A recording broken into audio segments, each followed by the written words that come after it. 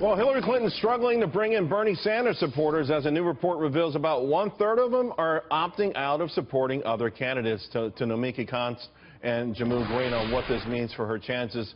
Nomiki, what's going on? You guys still not getting behind Hillary?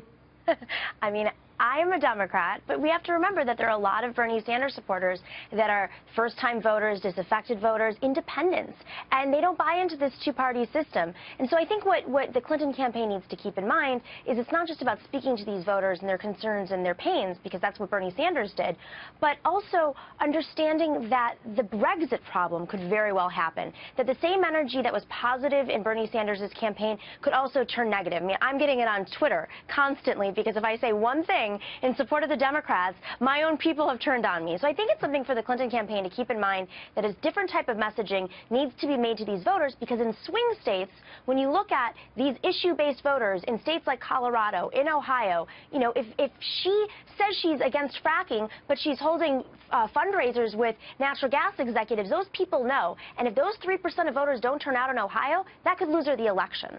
Jehmu, is it the message or the messenger? I mean, is Hillary the imperfect messenger for the Bernie philosophy?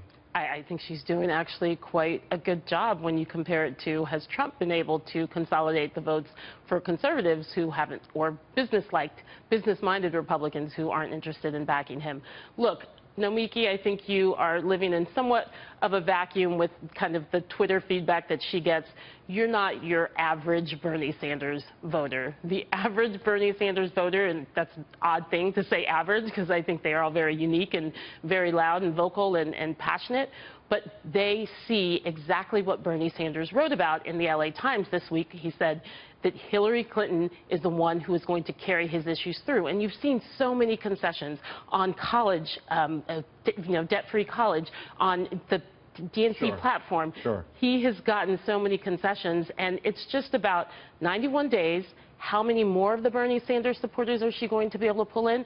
But also, she's doing really well with Republican women, and Hillary Clinton may be the candidate. She may be the candidate that actually brings together a broader coalition of Democratic voters for her than even Barack Obama was able to do in 2008 and 2012. But that shifts the party to the right. I think this is the concern, that just because, I mean, I was on the platform committee and I saw those fights, and I am a Democrat who will be voting Democrat in this election, but I think to discount the fact that 1/3 of the Bernie Sanders supporters, and don't forget, he got 85% of those under 45. That is a big part of the Barack Obama coalition and the future of the Democratic Party. And if she's pivoting to the right, she's alienating the future of the Democratic Party. And it's very important to take these numbers into consideration in swing states. It's not about these large national polls. It's about understanding the numbers at the macro and the micro level, and knowing that if those people don't turn out, because the 538.com, when they assessed it, they said if there's a third-party candidate in the race, 1/3 of them go to the third party. That's something that she has to pay attention to. Well, I think she has. I mean, to your point, and I think we all agree, she did move the platform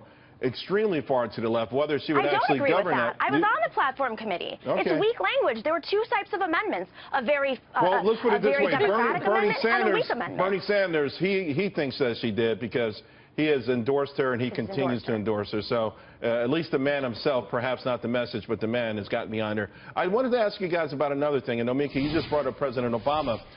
On his donors, there's a report out that shows 1/3 of his donors have yet to donate to Hillary Clinton. Jehmu, what's holding them back?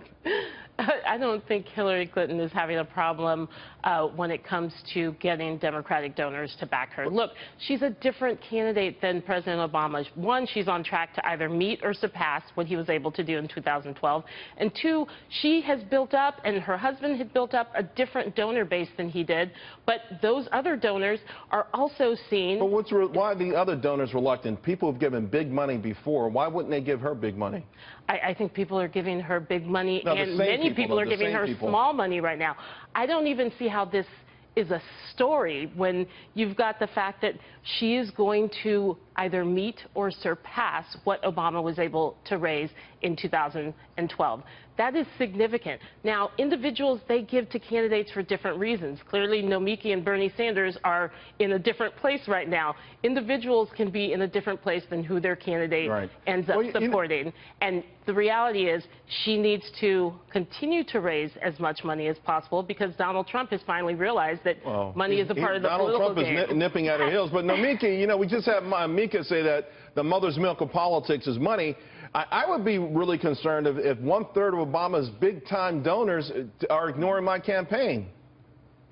Listen, I have to differ with everybody on this. I think, if anything, Bernie Sanders, and I am a former Obama bundler. I got into the Obama campaign fundraising for him, and I didn't do it for Hillary Clinton because I understand that the way that campaigns function today is very different than they did 10 years ago. Bernie Sanders proved that you didn't have to do it all through these large Haim Saban donations where he's given $11.6 million to the Clinton campaign, and it's not all through ads. There was a report last week said the most ineffective way to reach voters is through advertisements. Maybe that's because a lot of people are DVRing through advertisements.